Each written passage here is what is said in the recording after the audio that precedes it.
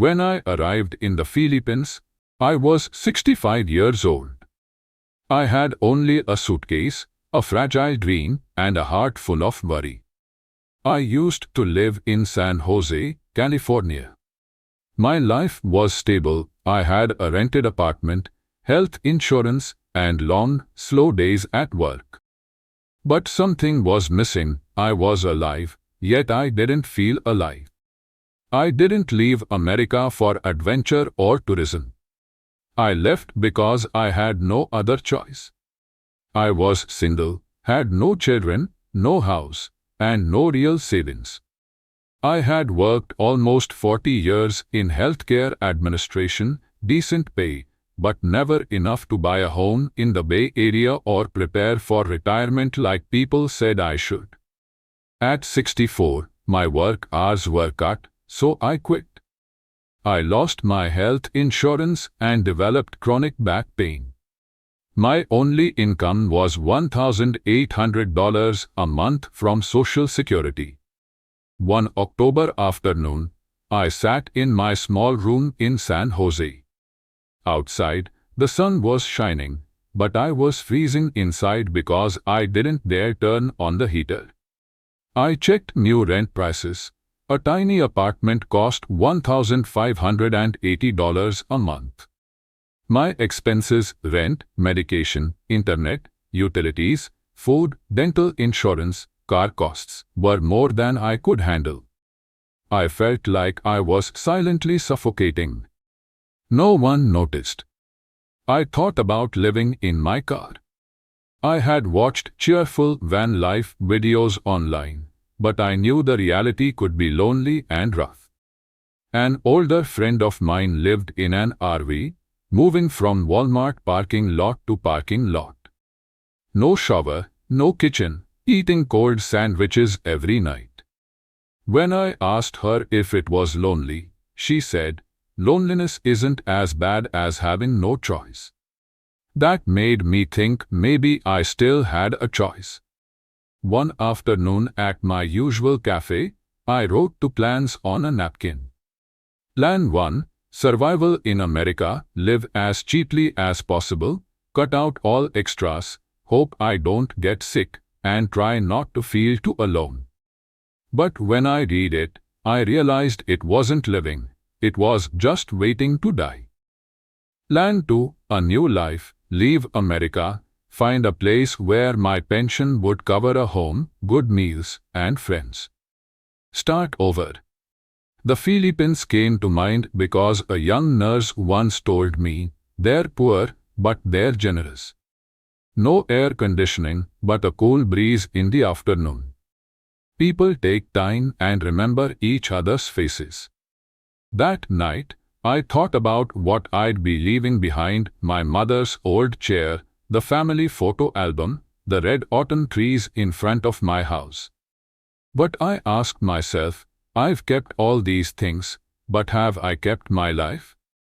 So, I sold almost everything, kept only the essentials into suitcases, and bought a one-way ticket to the Philippines. Some said I was reckless. Others called me crazy.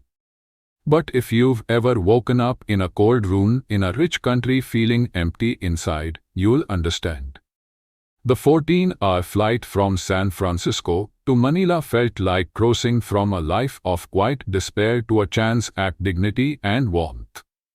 I sat next to a Filipino family going home to visit their grandmother, and I wondered if maybe, just maybe, I was going home too.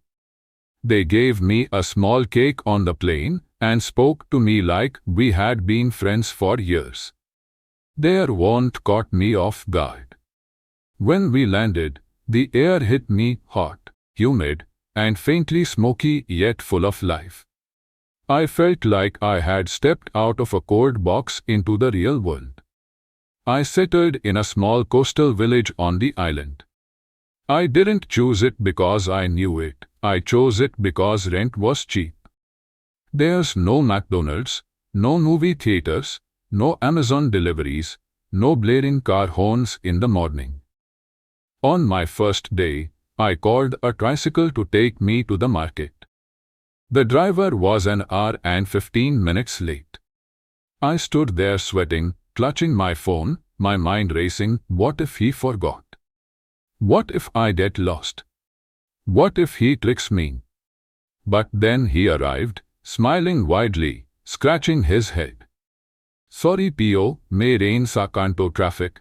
He explained, sorry, it rained at the corner, traffic. I couldn't be angry. He was sincere. And he wasn't in a rush.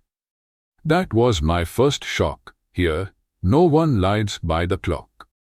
In America, every minute is money. Here, every moment is a smile. The second shock, no one treated me like a foreigner. Nobody tried to sell me anything or stared like I was out of place. Instead, they asked, are you alone? Can you cook? Want me to teach you how to make adobo? In the US, I was used to strangers looking down in elevators. Here, strangers invite me in for tea or offer coconuts from their gardens. The third shock was about my own heart. I've always been a control freak, a former project manager with plans, spreadsheets, and schedules. But here, plans are flexible. One morning, I was supposed to go to the market with my young neighbor at 8 a.m. I was on time. She arrived almost an hour late, carrying a basket, casually saying, sorry P.O., I was putting my baby to sleep. Do you want fish or chicken today? I wasn't angry. I was humbled. I realized I had brought invisible pressures with me, the rush, the deadlines, the need to always achieve something. Slowly, I began to let go. I stopped obsessing over time. I stopped checking emails every morning. I stopped thinking I had to be productive every single day to be worth something. Some days I just sit on the porch, listen to the birds, watch kids play soccer, and drink tea with an 82-year-old woman who tells me war stories. Here, people have a value called pakikisma, harmony and peace with others. No one forces, competes, or puts ego first. People move at the rhythm of the heart, not the clock. I thought I came here just to find a place to live. But I've realized I came here to relearn how to be human. Now, my mornings are simple. I wake up to the sound of roosters, the tap of a knife on a chopping board, and the smell of coffee and firewood drifting from a neighbor's kitchen. No alarm clock, no coffee to go. I brush my hair slowly, open the curtains, and sit on the porch to watch the sun rise over the water. In America, I used to pay $4 for an imported avocado. Here, I've learned that the sweetest things in life cost nothing at all. Here, I can just reach behind the house and pick a ripe avocado, big as my palm. The village market feels like another world, no signs, no barcodes, no card machines. Every stall is a conversation. Lola, what vegetables do you want today? This fish is fresh. My wife caught it at 4 a.m. These are free-range eggs from my farm. Take 5, I'll give you one more as a gift. That morning, I bought some Morning Glory, tomatoes, garlic, and a piece of mackerel. It cost about 90 pesos, less than $2. On the way home, I stopped at the small grocery store. The owner had once invited me to her daughter's birthday, even though I'd only been in the village a few weeks. Lola, what are you cooking today? She asked. Probably fish noodles. I'll send you some kaffir lime leaves, they'll make it smell wonderful, she said with a smile. My lunches here are simple, a bowl of sour soup, fried fish, and rice. But I don't eat with the TV on, and I don't look at my phone. I listen to the wind, the gentle tap of spoons against bowls, and my heart feels calm. In America, I often ate alone in my room, microwaved frozen food, eaten standing up, without taste or thought. Here, I am often invited to eat with neighbors. We sit on the floor, sharing fish, chilies, and stories. People speak with their eyes and laughter. Once, the neighbor's son brought me grilled fish. My dad caught a big one today. Mom said we should share it with you because you live alone. I could only say thank you, but my throat tightened. I wasn't used to such care without a reason. Here, sharing doesn't need a reason. At night, I drink ginger tea I've made from fresh roots bought that morning. I sip it while looking out at the dark sea, listening to the insects. My heart feels peaceful.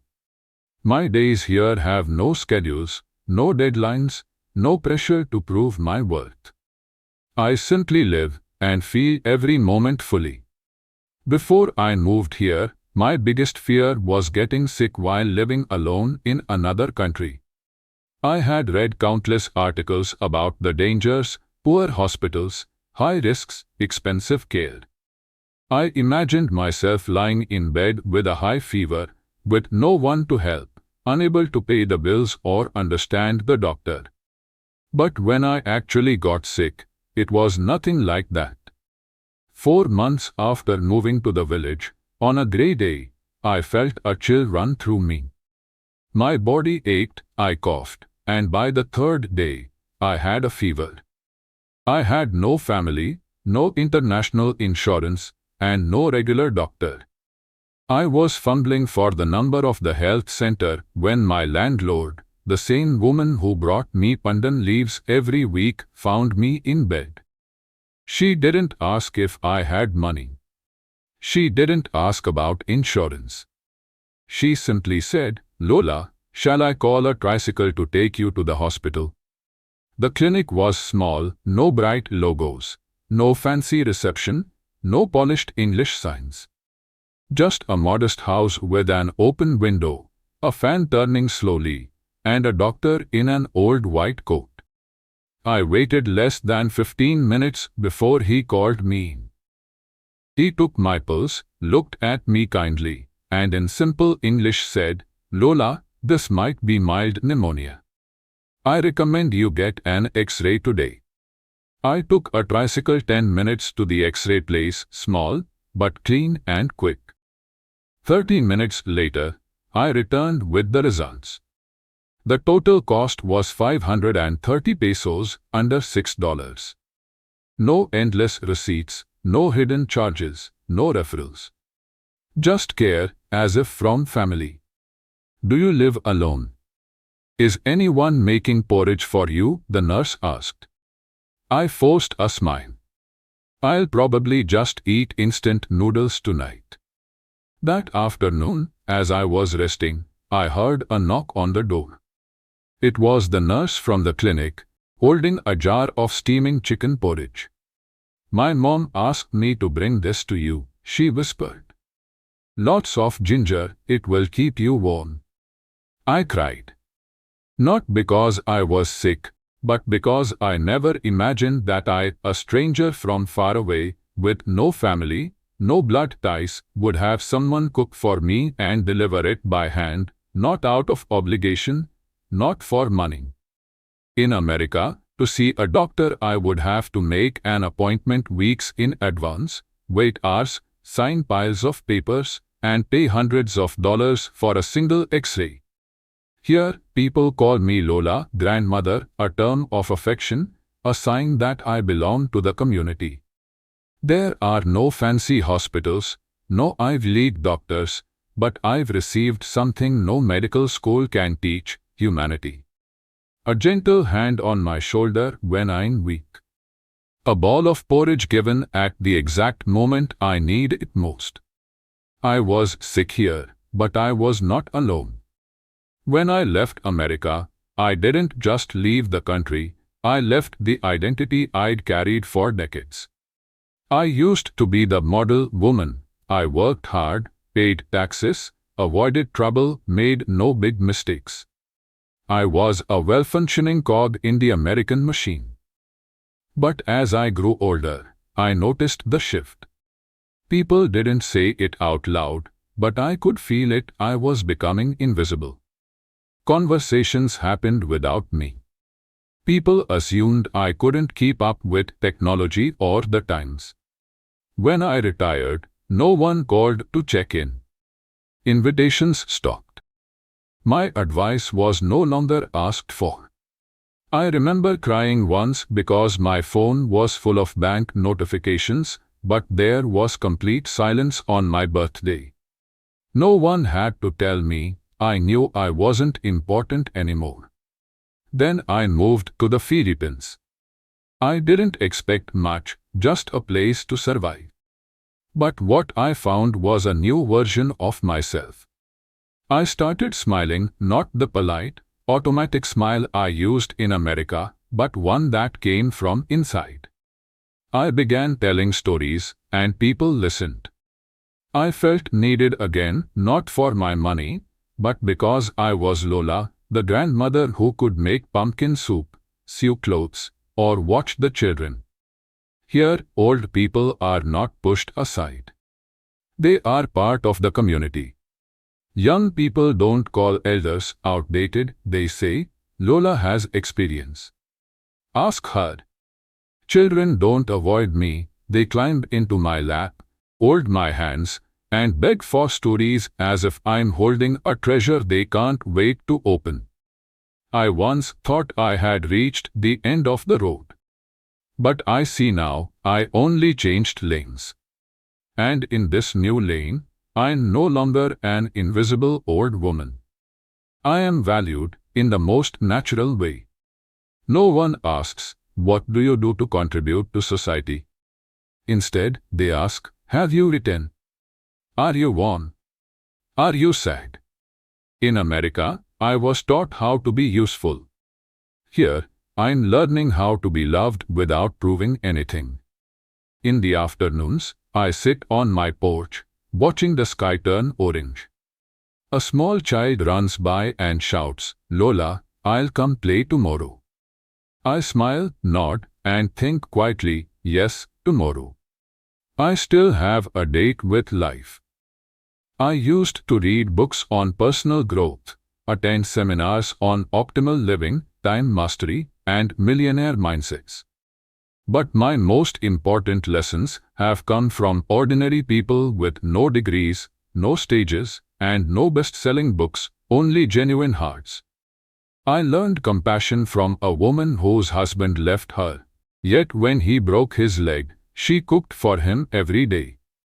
Why do you still help him? I asked. She smiled, as if it were the most obvious thing in the world. 15 years together, even without love, there's still kindness. I learned simple love from a young boatman. His pay wasn't enough to feed himself well, yet he saved all week to give his girlfriend a seashell. She loves the sea, he told me. I found this while cleaning trash near the bay.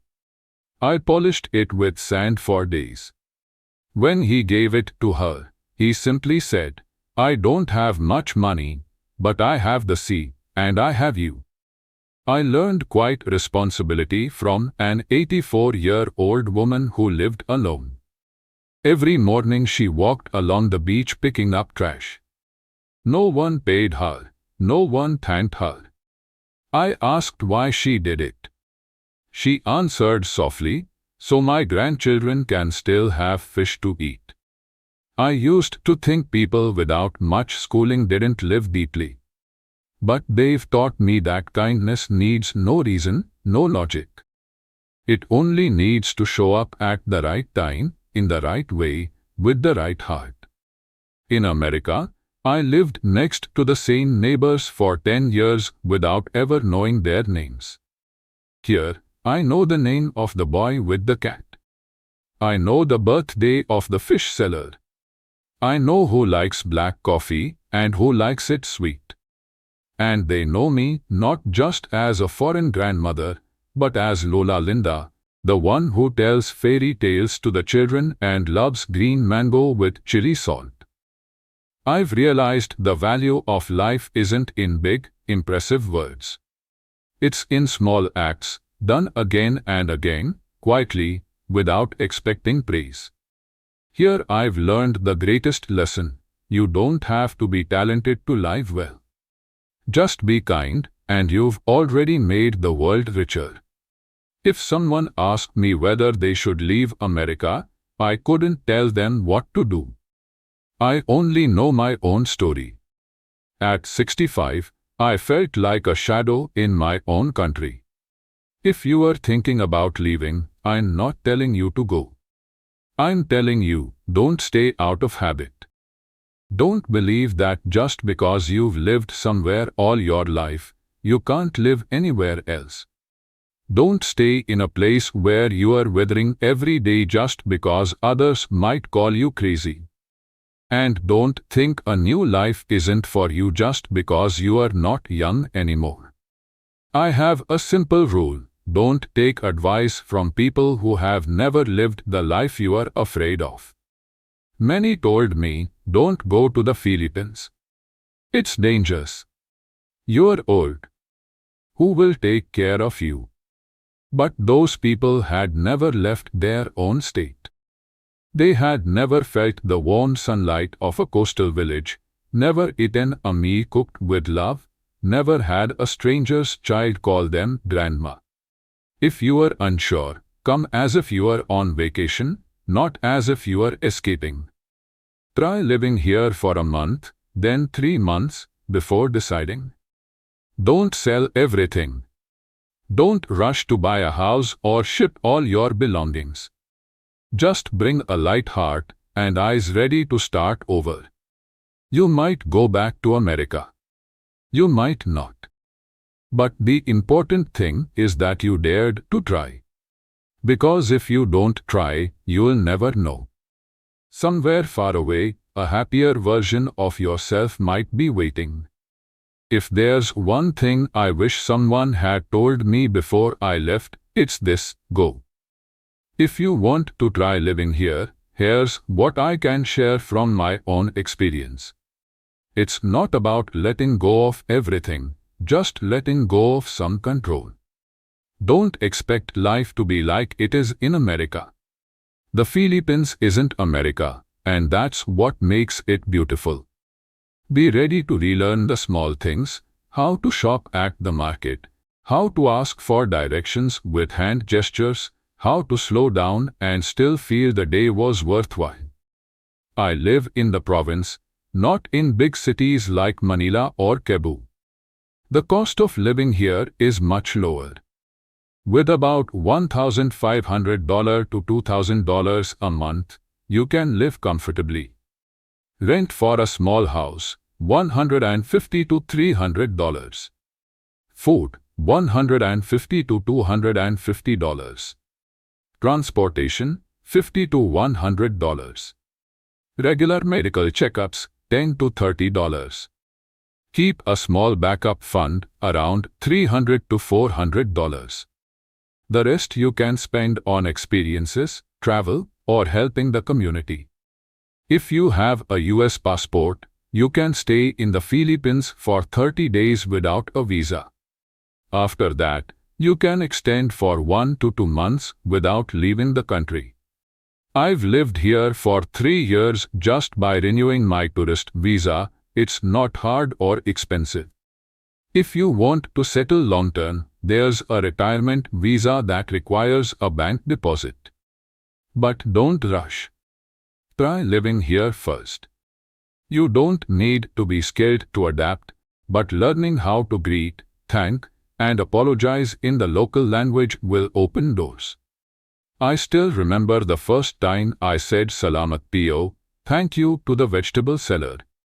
She smiled warmly and called me Apo, which means grandchild. That was the moment I knew I belonged. When I first came, I brought 5 suitcases. I only used 2. I thought I needed everything: coffee maker, electric blanket, English books. But here, I learned I don't need many things. I need connection. Bring a few family photos, a notebook, something that makes you feel at home, that's enough. If you want Walmart, McDonald's open 24/7, and everything running exactly on time, you might be disappointed.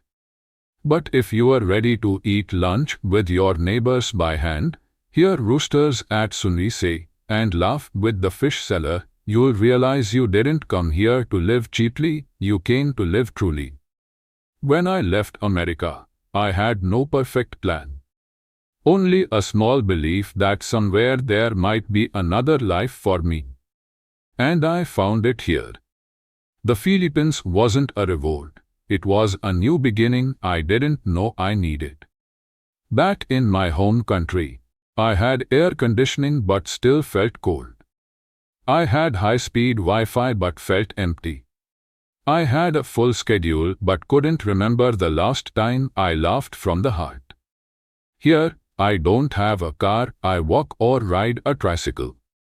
I don't have big supermarkets. I shop at the morning market for fresh vegetables still covered in dew. I don't have a credit card. I keep a small notebook where I write the names of everyone who has invited me to eat, so one day I can return the kindness. I don't live in a big house. I have a porch. Every evening, I sit there watching the sea, greeting the neighborhood kids, and writing in my journal. Every entry begins with 2 words, thank you. I thought I had lived 65 years, but now I believe I only truly began living when I came here. I live not to prove anything, not to keep up with anyone, just to be present, free, and at peace. The Philippines isn't perfect. No place is. But it gave me something I'd searched for all my life, a life that's not glamorous, but real. If you are listening and your heart is calling you somewhere new, to live differently, to become someone you've forgotten, I hope you find the courage to go. Not to run away, but to return to yourself. I am Linda. I no longer live in San Jose. I live in a small coastal village where every morning I hear roosters crow, and every evening I hear my heart beat in peace. If you've listened this far, I believe there's a small dream inside you for a different life.